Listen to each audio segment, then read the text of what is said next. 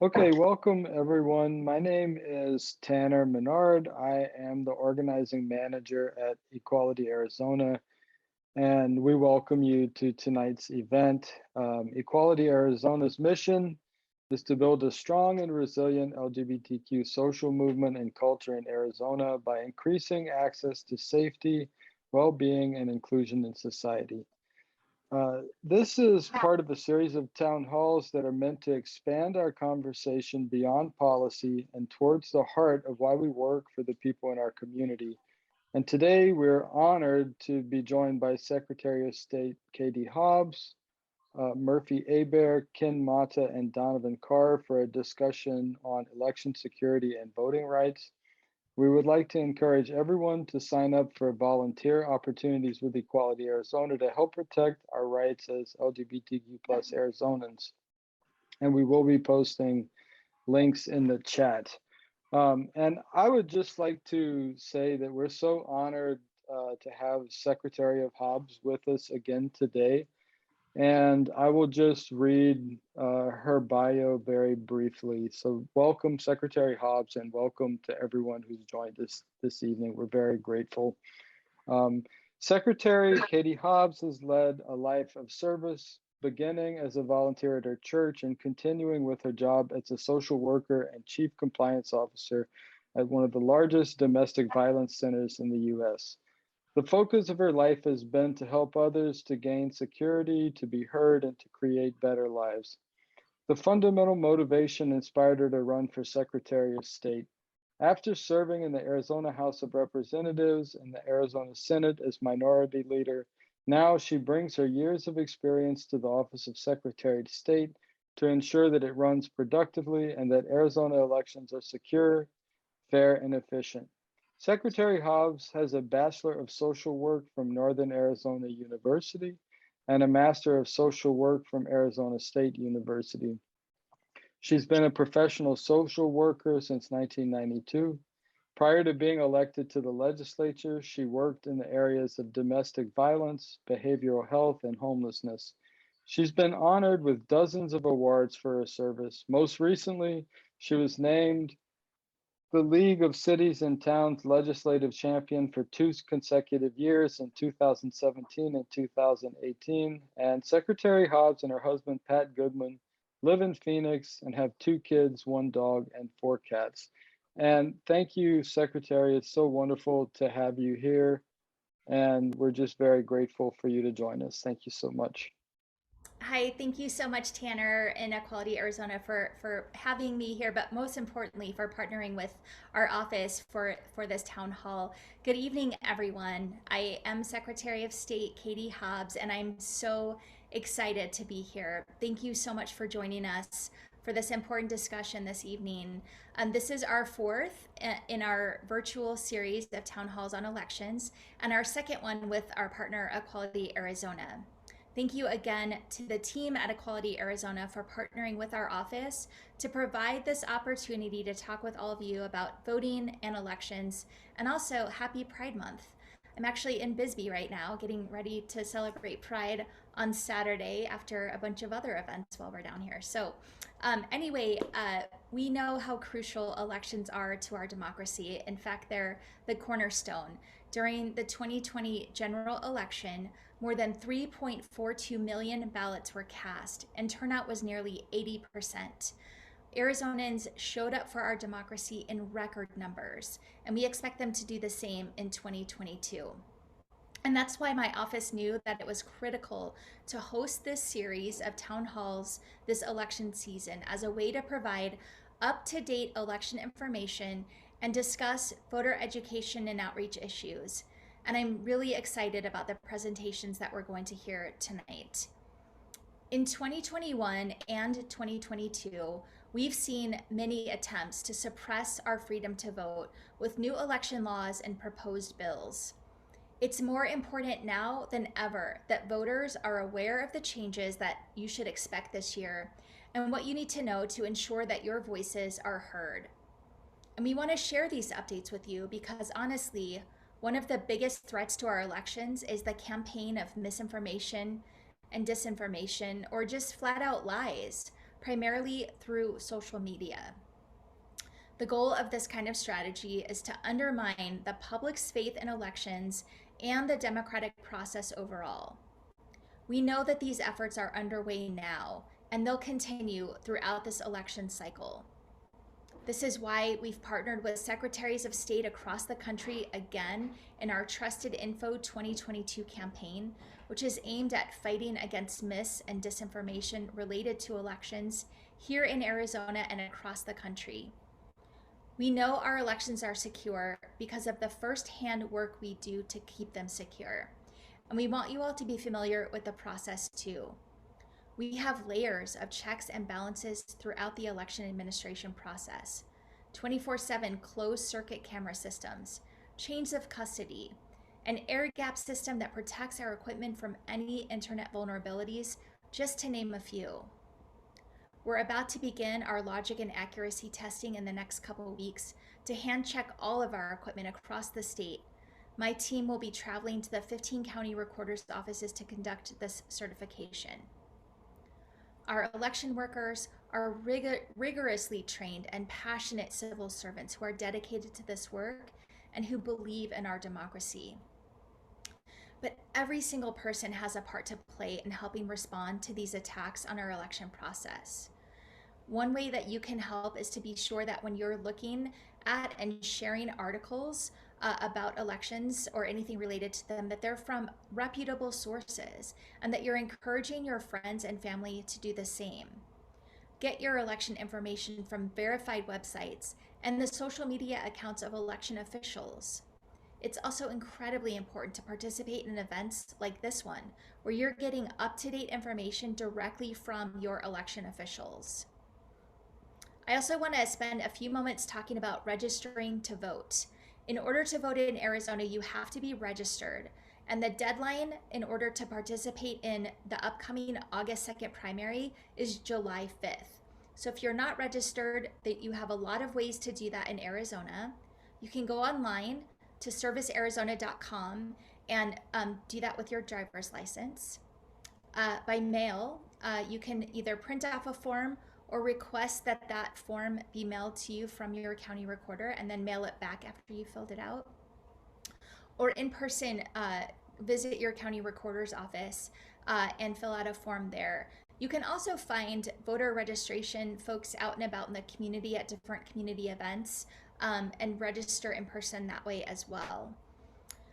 It's also really important to check your registration status to ensure that it's up to date, especially if you've recently moved or if your name has been legally changed or if you want to change your political affiliation. You can find out more information about checking your voter registration status and about the process to register to vote itself at arizona.vote. In fact, if you don't remember anything else that we talk about this whole presentation tonight, remember arizona.vote. This is our one-stop shop for election information, and we will be continuously updating this website with critical election information as we move through the 2020 election cycle. And we will be also making sure that information is posted there if there are any new election laws that change how voting is going to work in the 2022 elections. So we'll talk more in detail about this information throughout the rest of the presentations tonight, but another important thing to keep in mind is the elections timeline. The last day to register to vote for the August 2nd primary is Tuesday, July 5th. And the last day to register to vote in the November 8th general election is Tuesday, October 11th. Now, I just want to clarify, if you're already registered to vote, you don't have to do it again. You only have to register once. But if you're not registered, you have to meet these deadlines in order to participate in those elections. Now, these dates are going to come up fast, so make sure that your information is up to date and that you're prepared with a vote plan. So I just want to wrap up by saying every Arizona voter has my thanks, and you should know that you can stand proud that our elections are conducted with transparency, accuracy, and fairness in accordance with Arizona's laws and elections procedures, despite numerous unfounded claims to the contrary.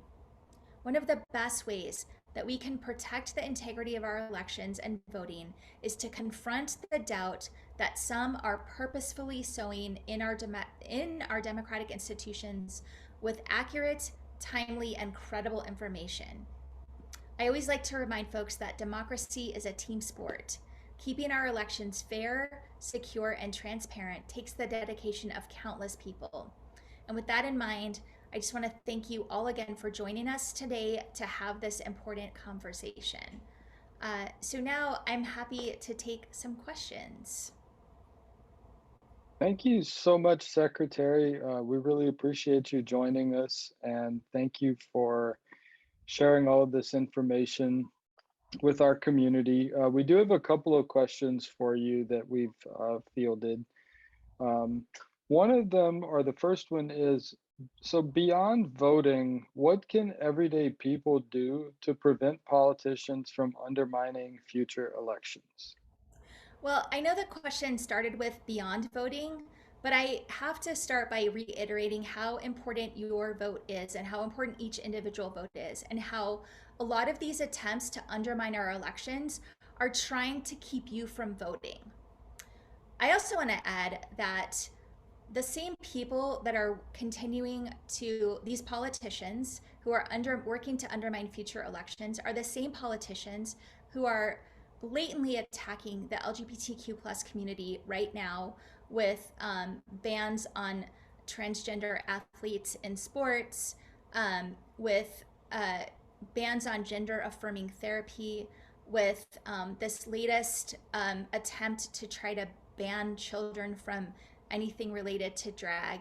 These are the same politicians.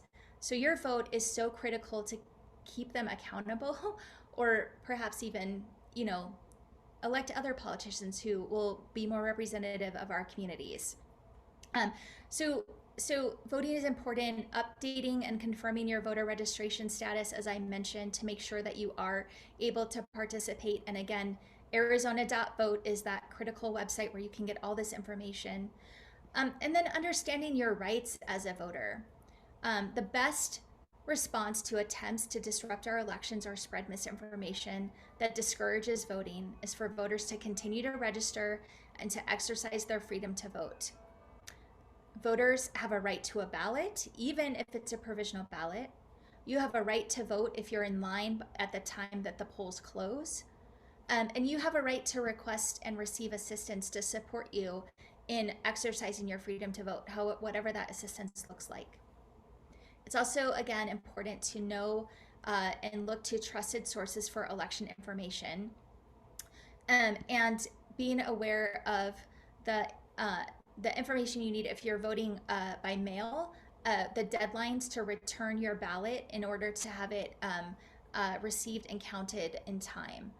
Also, in terms of sensationalist news stories, I mean, Arizona has really been ground zero for so many of these attacks on our democracy, and we've seen so many things coming out from Arizona that are just flat out wrong.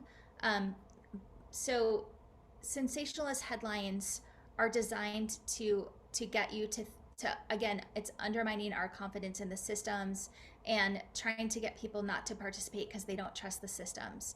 So make sure again that you're getting your information from trusted sources and just disregard sensational headlines like elections hacked or thousands of ballots injected into the system and things like that. Thank you so much, and thank you for tying it into the LGBTQ community because it's really important that we understand how it affects our community. So the last question that we have for you is, how will the January 6th hearings affect election security in Arizona? Well, I think what's really critical about the hearings is that overall they're highlighting the hard work and the professionalism of election administrators, not just here in Arizona, but across the country, and reinforcing the truth and the facts that the 2020 election was safe, secure, and accurate. And this information is going to benefit those who are on the fence about participating in our democracy, as well as those who are in the middle of defending it from these attacks.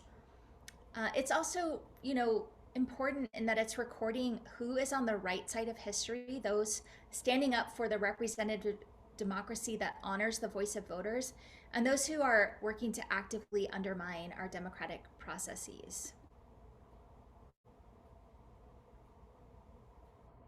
Well, Secretary, thank you again so much for joining us. And I know that these are very difficult questions to answer, and we're living in, honestly, in very perilous times. So the message that you're bringing to our community is vital and important. And we really appreciate your work to preserve our democracy. Thank you so much. Thank you so much, and thank you for your continued partnership with my office. I'm so grateful. Absolutely. Thank you so much. And without further ado, I would like to introduce Ken Matta, who will speak to us about election security. Ken Matta is the CIO of Runbeck Election Services.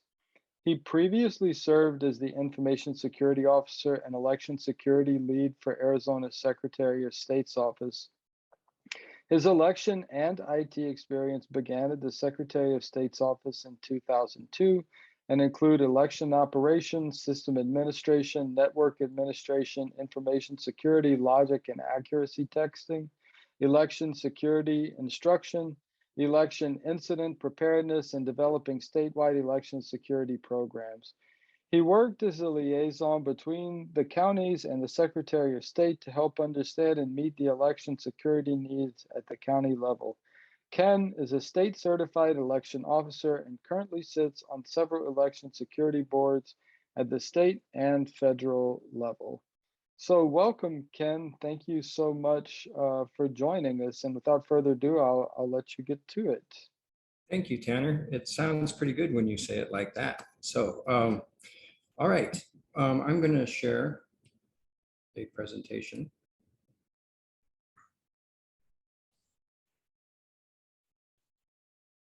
All right, and I hope we're seeing that now.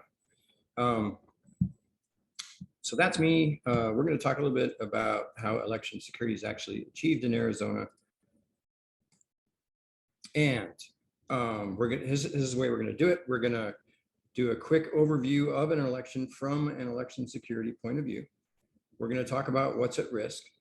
We're going to introduce you to the election security community, like the many people that are working together to make election security happen.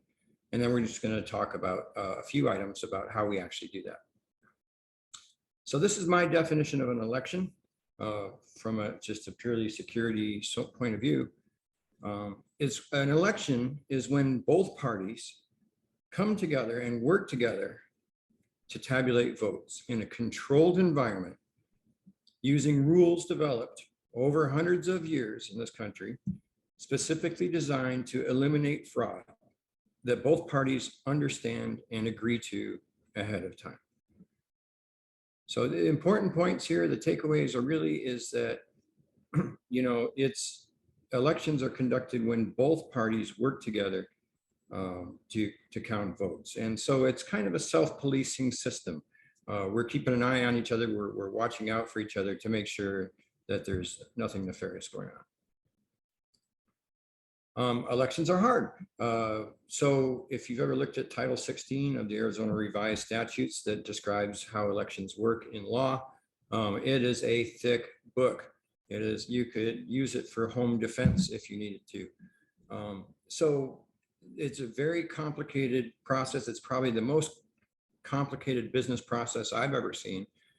And so when we're trying to battle election disinformation about elections, we run into the problem that a lot of the public doesn't understand all of the safeguards and all of the layers of security we have built into the process.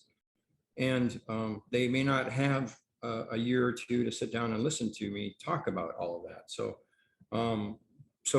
bringing that education to the public is important.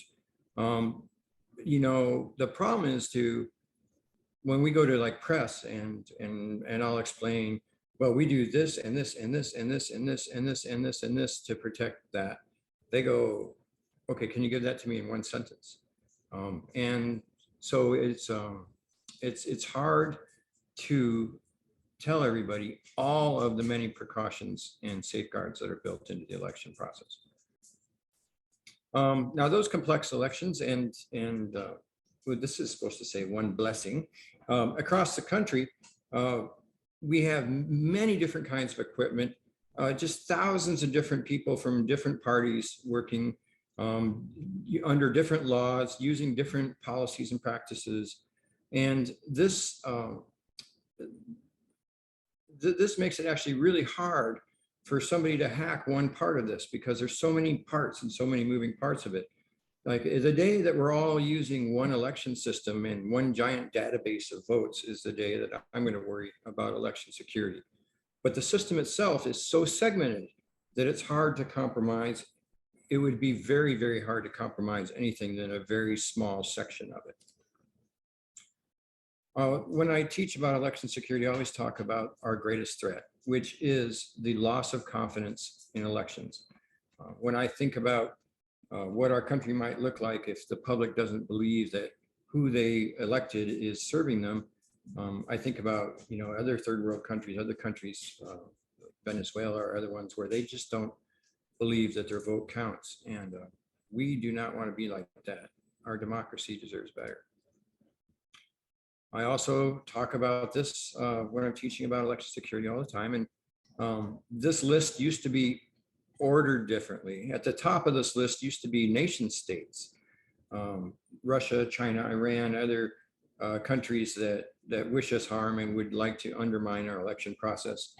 Unfortunately, after the 2020 election, the order has changed. And on top of the list are political entities, our own American political entities, including candidates, parties, and elected officials. So the threat has really changed from being outside of our nation to being internal. Americans are literally doing this to ourselves.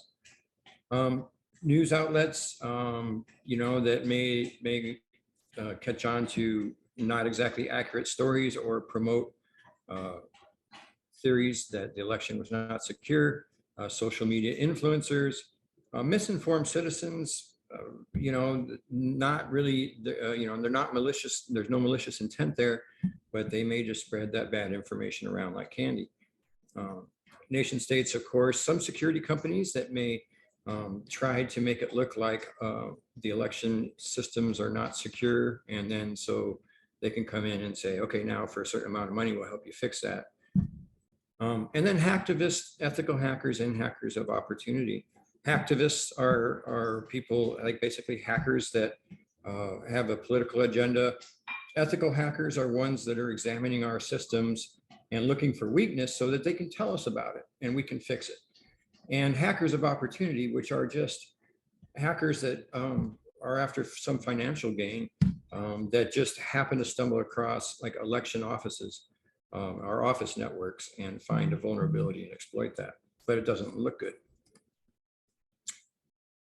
Some of our challenges here are, now this is not rosy, but there's a poll right after the election that showed that about 60%, 58% of people believe that Biden rightfully won the election. In early 2022, not too long ago, the same pollster found that actually went down to 55%. So we're doing a lot of outreach. The election community is doing a lot of debunking. We're getting a lot of public information. We're really trying to get the word out there about how elections are secure. And but there is a certain amount of the population that is just embedded in this, and we may not be able to convince them. All right, now this is where the rubber meets the road. Locally, on the state and county level, we have our election directors and staffs, the county recorders, information technology and information security people, communication specialists, law enforcement, and more recently, the Board of Supervisors in the counties, all working together to help secure elections. And we've built this community. Secretary Hobbs, under her administration, has done more than you can imagine, more than any administration has in the past, to bring these people together in the table, this community together, and get us talking about election security and get things happening. Across the state and nation, we have the Secretary of State's office, ACTIC, the Arizona Counterterrorism Information Center, EIISAC, which is a information sharing national organization. We share threats and we share best practices. We share intelligence about threats to elections. Department of Homeland Security, this is the United States Department of Homeland Security, and CISA working together to help provide services to the election community to help secure us. The Arizona Department of Administration, very helpful to us. Congress itself, DEMA, the Department of Emergency and Military Affairs, and the National Guard here in Arizona. They're boots on the ground to help us defend our networks and our physical facilities. The Election Assistance Commission, academia itself, Stanford, Harvard, really helping us understand the threat that we're looking at. Our vendors, our people that sell our election equipment are our partners in security, and we work with them very closely to secure. And the private sector as well, companies like Google, Microsoft, offering services to us to help secure our office networks. And now we're going to talk a quick bit about how we actually secure our elections. 4 areas of security: physical security, cyber security, procedural security, we'll talk about that in some depth, and public information security. So physical security being how we protect our stuff, cyber security, how we protect our electronic systems. Procedural security are all of the rules and laws found in statute and found in the Arizona Election Procedures Manual that describe how we do security. We use a very layered approach here, but there are so many rules. And this is what I wish the public understood about elections, is all of these procedures that we've built in that really make it impossible to commit fraud inside of an election. And public information security is protecting what the voters, what they believe in, and trying to get out the accurate, timely information to them about how elections work and why elections are secure, and protect them from misinformation. So physical security, as I was saying, is how we protect voters, staff, equipment, materials, and facilities. And so every county, I think, in 2020 had a physical security assessment performed for free from CISA. And this election cycle, we actually kind of need a new one because our threat landscape has changed so much since the 2020 election. Now we have to worry about violence at the polls. Now we have to worry about protests, possibly violent protests or incursions into our facilities. So, the public reaction to the misinformation they've been getting has caused us to take a new look at our physical security. For instance, we're now teaching de-escalation training and active shooter training to our poll workers right here in Arizona. So here's some of the stuff. I'm just going to buzz through this real quick because there's a lot of this. I mean, I just pulled some samples out of our procedures manual and statute, but these are the musts in Arizona. The equipment has to be serial numbered and inventories. We keep very careful track of our equipment. We store it in locked, secured locations, even when we're not using it. It can only be accessed by the people that actually need to touch it. That's a principle called least privileged access. And we use that all through the election process. We have to seal and log them after, log the seal numbers after we program them. If we move them, it has to be witnessed by 2 people with chain of custody documentation. There's rules around ballots, very similar. We have to inventory ballots when we receive them and before we distribute them. And again, only the people that absolutely have to touch a ballot are allowed to touch a ballot. We have to secure them safely, again, with logging about who accesses them, witnessed by the buddy system. And even the blank stock ballot on demand printers are printers that are at the polling place where the county can actually just print you the ballot that you're going to vote on right on the spot. And even the blank stock for that has to be audited and accounted for. There is so much more. I mean, I actually pulled a lot of slides out, but there's even more than there in my slides describing that physical security and all those layers of security that go into that. Same with cybersecurity. I'm just going to touch on some stuff. Very important to note that election systems, and those are systems that actually tabulate votes, are not connected to any outside network or the internet at any time by law in Arizona, and it has been that way for many years. And never have I seen any evidence that anyone ever was. So now our election office systems and our office networks, which are just our business computers we use in our business offices, well, they are connected to the internet, as typical in any office, and therefore they're more susceptible to any problems. So if you ever see like a headline that some election office was hacked, I want you to remember that even if our office networks get an incursion into them, they can't change a vote. Our election systems are air gapped and extremely hard to get to. I mean, I can't even imagine how it would look like, but just know that there's not somebody at home controlling how your votes are tabulated. The election systems themselves, this is the statute around it, have to be password protected, not connected to the internet. No extra software installed on these systems. We cannot transmit results from the precinct to our headquarters electronically. We only approved versions of software and firmware, and we check those.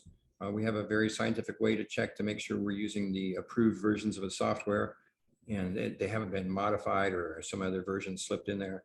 And the election officer themselves has to be present when they're updated or modified. Coming around the corner, we had the Secretary of State's office had some pretty good ideas that were included in the draft version of the procedures manual, but unfortunately that did not get signed for political reasons.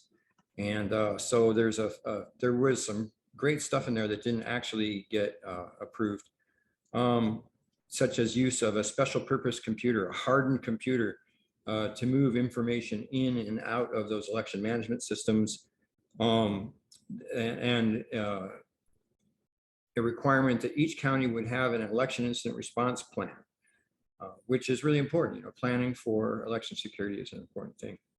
So hopefully someday we'll get that signed and we can get some of those things into practice. Procedural security, and this is the stuff I was talking about. This is those procedures, the way that we conduct elections, the audits, and the chain of custody trails that we have embedded into the process. So ballot return envelopes have to be tamper evident. Ballots have to be mailed out non-forwardable. Only one ballot coming back per voter is counted. And we have to have 2 people retrieving ballots from drop boxes. The voters in Arizona have to show ID at the polls. Voting equipment has to be approved. And we test it federally, and we test it here at the state level. Logic and accuracy testing, we actually check to make sure that that stuff is tabulating correctly, and you know that it hasn't been rigged or something before and after each election. The counties test their equipment, the state tests the equipment. No candidates can be poll workers. Election boards are bipartisan. We seal the ballots at the polls after we vote. This is great. We check the number of votes cast on the equipment at the polling place against the roster of people that checked in to vote at the polling place to make sure they match. So this is just like one example of all of these little sub-audit procedures that we have to make sure that everything matches everything all the way down the chain of custody, all the way from start to the beginning of the election. And so when somebody tells you that 20,000 ballots were slipped in from China, you can tell them, no, that's just not possible. You know what I mean? Because of our audit trail, and our chain of custody processes that we have built into the process. And just goes on and on. I'm not going to spend a lot of time. I'm probably going over time already. We're going to talk about public information security. And this is the big issue right now, right? Especially in Arizona. What we're trying to do is find new ways to educate the public about how elections actually work. We're trying to correct the misinformation wherever we see it.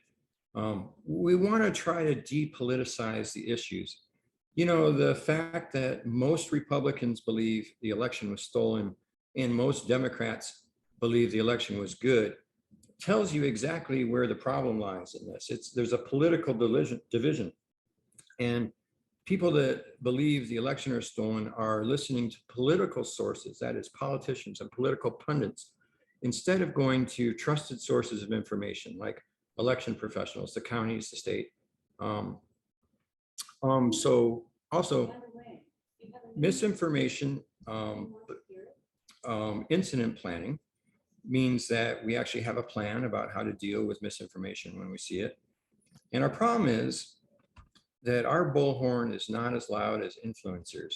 We don't have the type of influencers rallying for election sanity, you know, about the reality of how elections are secure, but there are very loud voices that are speaking against it right now. So for the voters, and just in the context of public information security, Secretary Hobbs already talked about some of this, and she touched on some of the other things voters can do, like checking your voter registration before the election and stuff like that. But please encourage everybody you know to only use trusted sources of information. And when you hear misinformation about elections, say, where did you hear that? And how do you know that's true? These are the trusted sources of election information: election officials, intelligence agencies, U.S. Department of Justice, court cases, international observers, election security professionals. In Arizona, the Secretary of State's office, your county recorder's office, Clean Elections Commission, all great sources of information. If you want to find out how elections actually work, these people will be happy to tell you. Watch out for political overtones when you're hearing something about an election. If you hear political overtones in there, just beware.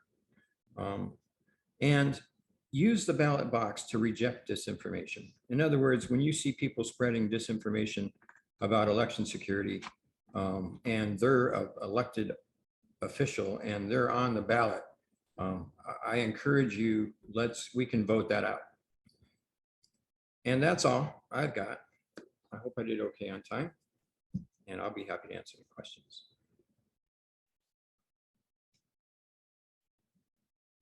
Thank you, Ken, so much. I think that we're going to move on to a short presentation with Donovan really quickly, and then we'll have a few moments for Q&A.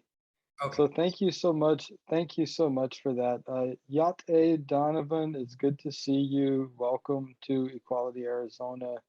And without further ado, we'll let you get started with your presentation. Good evening, Tanner, and thank you again. My name is Donovan. I am the Outreach Coordinator and Tribal Liaison for the Arizona Secretary of State's Office. I am Dinesh from Northern Arizona and happy to be here. Now that we've talked about what elections workers and elections professionals are doing across the country to keep elections secure, let's pivot and talk about some of the things that we can do to partner with them and be civically engaged. And we want to provide you some tools so that you know where you stand in all of this as a voter. I'm going to share a presentation. Give me 2 seconds to pull it up. It's going to be a really brief presentation about voter registration basics and things that all voters, some baseline information that we should all know as voters to help defend against misinformation, malinformation, like Ken and the Secretary talked about. Let's get this up.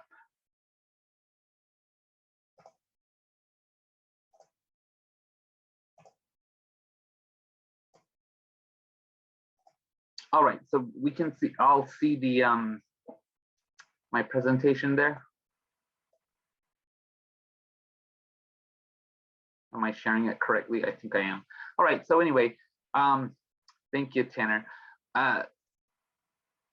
The Secretary of State's office, know who your elections workers are, know who your elections officials are and where that information comes from. The 15 county recorders offices administer elections in Arizona, and the Arizona Secretary of State's office coordinates all of that and is the elections agency for the state. Secretary Hobbs is the chief elections officer. Some of the other things that we do are listed here as an agency. And let's talk about voter registration. Of course, who can register to vote? You've got to be a United States citizen. You've got to be a resident of Arizona and registered with your county. You've got to be 18 years of age or older on or before the day of the next regular general election. This provision actually kind of points to or alludes to pre-registration. You can actually register ahead of time in preparation as a 16 or 17-year-old if you're going to be 18 by the next general election. So pre-registration is an important part of civic engagement, something that we should always kind of mention. Who can't register to vote? You can't register to vote if you've been adjudicated incapacitated by a court. You can't register to vote if you've been convicted of a felony. And for those that have been convicted of felonies, sometimes those civil rights can be restored for first-time felony convictions. Those programs are called Roads to Rights programs. Our office has one of those. And you can certainly look into that if you've ever been had your civil rights taken away like that. But there's also different ways to register to vote. Secretary Hobbs talked about the 3 ways. You can do it online. We always just like Secretary Hobbs did say, Arizona.vote. We want to make sure that you remember that as your rule of thumb for elections information, where to find it, where to answer questions, and here how to register to vote. You can do it online with your Arizona driver's license or your non-operating ID card. Arizona.vote. You can also verify if you're already registered. You can verify that registration. You can check it. Like I could go right now and see my active status as a registered voter at Arizona.vote. We can also verify address information and change that if we've moved within the state or county. You can do it by mail. You can register by mail. You can print the online form. It's a PDF that you can find it again at Arizona.vote. You fill it out and mail it back to your county recorder's office. You can actually contact your county recorder's office and request that they mail you a voter registration form and do it that way as well. And then I guess that begs the question, how do I get in contact with my county recorder? Absolutely, that can be found at Arizona.vote. There are 15 county recorders in the state, depending on which county you live in, and all that contact information can be found there. Of course, as well, if you know where your county recorder's office is, you can walk right into their offices and fill out the registration form in person and turn it in there to a real live elections worker. Here's a quick look at how the registration form looks. We want to make sure that your basic information is filled out there. Contact information, address, and in Arizona, you've got to provide proof of citizenship with your registration form. That's what the ID is for. You've got to be a United States citizen in order to register to vote. And there's a couple of different ways to provide that. The forms of registration, we'll get into that in a little bit. Another thing that as voters, we really should know and kind of keep keep in mind, I know that our schedules are busy, that we've got life and we've got all kinds of things going on, and we can't consume the colossal amount of elections information in one go. So Arizona.vote, a good rule of thumb. Another thing is you've got to really know your elections timeline. Just know that the next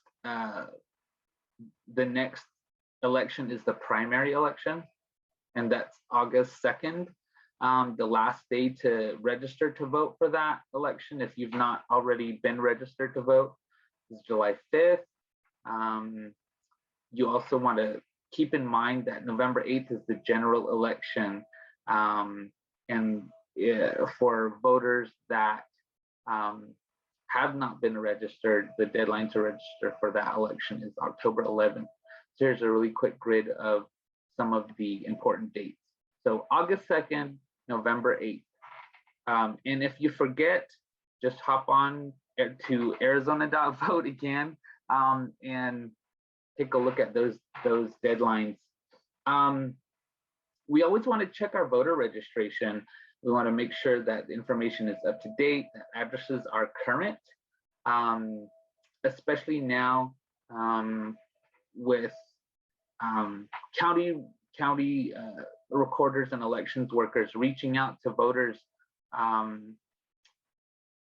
making sure that everything's squared away, that the communication is there. If county recorders can't reach us, if they have questions about our signature or some of the information on our voter registration form, that can kind of cause some problems for us. We don't want those potentialities coming up. So make sure you're in contact with them and that you've got all of your I's dotted and your T's crossed. And then as a voter, the different ways to vote in Arizona, there are several different ways. You can ask your county recorder's office for a ballot by mail. I myself vote like that. There's also the active early voting list where you sign up, and for every election that you're eligible to vote in, you are automatically sent a ballot in the mail. A really awesome, secure way of voting that Arizona has really kind of taken the lead on, and we've enjoyed voting by mail and the active early voting list or some form of it for the last couple of decades. You can vote in person, certainly. I'm Diné. Indigenous communities especially like to vote in person on election day. But there's also in-person early voting that begins 29 days before an election. In those locations, the dates and times are all currently on your respective county recorder websites. Well, where do I find those county recorder websites? You find it at Arizona.vote. That's your landing page, that's your portal, that's your clearinghouse for all of this trusted elections information, your guide to creating your vote plan, deciding how you're going to vote in your election. Some counties are able to provide curbside voting, depending on their resources and the needs of the communities. And always just stay in touch with them. What to bring to the polls to provide the proof of citizenship: a photo ID with your address. That certainly meets the criteria. A tribal enrollment card. And if you're the document that you have, like for instance, a tribal enrollment card, if it doesn't have your picture on it, you can bring your ID with it, or bring an ID card that does have your picture. So there's 3 lists. You can actually mix and match that. And this information, again, if you want to dig deeper into it, is found at Arizona.vote. You can contact our office if you need guidance. Elections workers, who runs elections in our state? Like we said before, the county recorder's office and the Secretary of State's office, the 15 counties in Arizona. Now, within each county recorder's office, they have an elections director for the county, and we just all work collaboratively to coordinate the elections at the local level, all the way up to our office. And again, Secretary Hobbs is the chief elections officer and works in concert with the 15 counties to administer elections in Arizona. So our trusted elections officials, the county recorder and the elections director, they share responsibilities throughout the elections process. We want to make sure we know who they are. The county recorder is an elected office. The elections director is an administratively appointed position. They work hand in hand. So state elections officers, of course, Secretary of State is Secretary Hobbs, and our state elections director is Corey Lorick. Amazing elections workers that are really passionate about our democracy. Now, moving on to how we should safeguard ourselves, as Ken really kind of highlighted, trusted info. Hashtag trusted info 2022 is our social media campaign against misinformation, disinformation, and malinformation to empower voters to point out and to address elections misinformation and to know who our elections sources of elections information are. This campaign is in concert with secretaries of state across the country. And so anytime that we have elections information, we use the hashtag in social media. Arizona.vote, again, we want to make this information accessible and easy to access and convenient to Arizona voters. It's personalized as well. You can check your voter registration there. You can look at your address information, receive updates about elections. Other trusted sources besides the Secretary of State's office and our Trusted Info 2022 campaign is always in Arizona, the azcleanelections.org site. That's the website for the Citizens Clean Elections Commission that their mandate is to provide and educate Arizona voters about civics and engagement, elections and voting. They hold debates for candidates. They provide their website is just an awesome, powerful resource. And again, as well, your county recorder websites. For voters in Maricopa County, the Maricopa County Elections Department, the recorder's office, have just updated their website. So it's a really awesome tool. The update went live yesterday, so we congratulate them on that. And it looks really awesome. You all should take a couple seconds and check it out.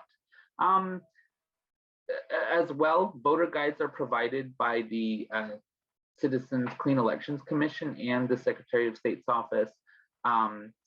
The Clean Elections voter guide, it does actually come in a couple of different indigenous languages as well.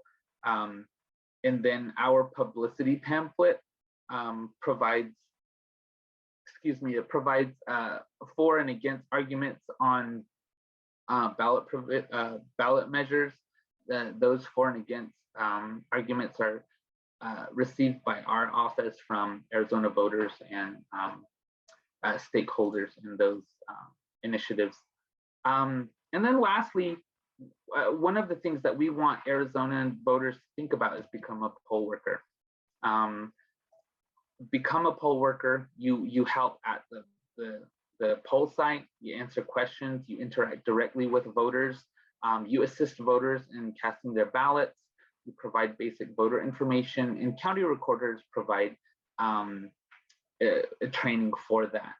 And you would just hop on to Arizona.vote to contact your county recorder to ask how you can become a poll worker. That's it for me. We'll thank you very much for the couple of minutes, and back to you, Tanner. So yeah, Donovan, thank you so much. We really appreciate you Yeah. always working with us. We do need to make a hard stop in about 4 minutes, just because we really want to keep this at an hour. But I am gonna ask one or two questions that we could maybe get very brief responses to. Um, so, what is at stake now for our democracy because of election misinformation?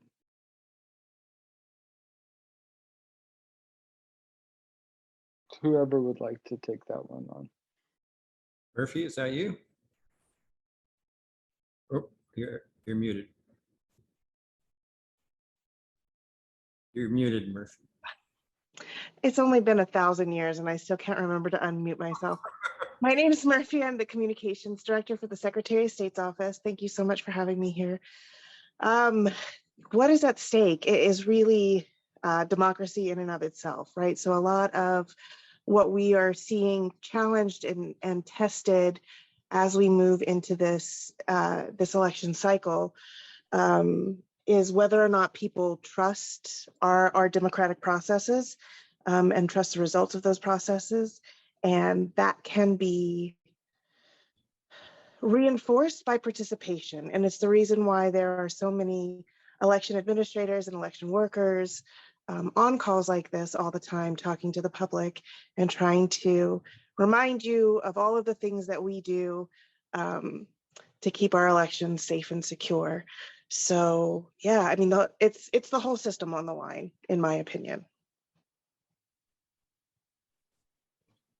Thank you for that. Do we have time for one more question, Murphy? I think so, yeah. Okay.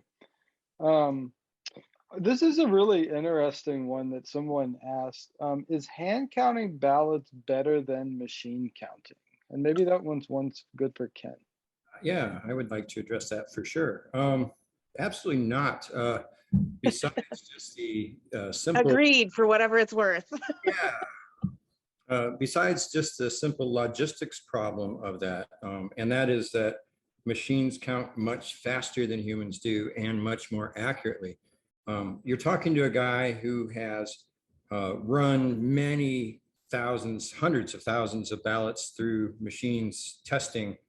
And I've also hand checked thousands of ballots and hand tabulated them. And I'm here to tell you that a human can probably tabulate up to 5 or 6 full ballots without making an error. And machines are like one error in so many millions of ballots. But besides that, there's a security problem here. As I mentioned before, in my definition of an election, in an election, we tabulate ballots in a controlled, secured environment. And in the scenarios that have been presented in these bills for hand tabulation, they're talking about tabulating at the polling places. So what we're going to do is we're going to take these ballots and we're going to have thousands of people all across the country or across our state laying hands on these ballots, like physically touching them and counting them. And that the security risk to that is untenable. And if anybody could possibly contest election security inside of a tabulation center where there's cameras and people of multiple parties and special certain rules to follow, physical security, they're going to really have a heyday launching lawsuits about what happens when thousands of people are laying hands on these ballots spread out across the state. So the security is untenable, the security risk for that. Thank you so much, all of everyone, Ken, Donovan, Murphy. We really appreciate you. It's really been an honor to be able to do this with the Secretary of State's office. both for the LGBTQ community and for me personally. It's been a really wonderful process to get to know you all. And we really appreciate that you trust Equality Arizona as an organization to be willing to work with us. And we encourage people to register to vote. We're also using a unique URL given by the Secretary of State's office, and you may see QR codes to those around town as well.